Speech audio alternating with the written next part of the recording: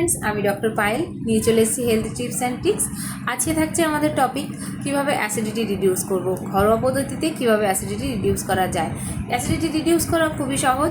সেটা হচ্ছে সকালে ঘুম থেকে উঠে 1 গ্লাস জল খেতে হবে, আর যদি সম্ভব হয় সারাদিনে মিনিমাম 3 থেকে 3.5 লিটার জল কনজিউম করতে হবে।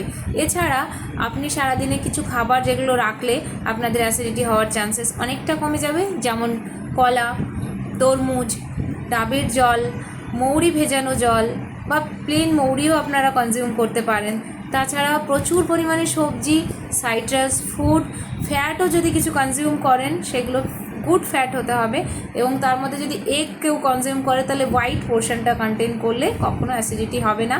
আপনারা এই ধরনের খাবারগুলো যদি রেগুলার খাবারের মধ্যে রাখেন তাহলে অবশ্যই অ্যাসিডিটি থেকে মুক্তি পেতে পারেন। আজকের টপিক এখানে শেষ করছি। ভালো থাকবেন, সুস্থ থাকবেন। Thank you.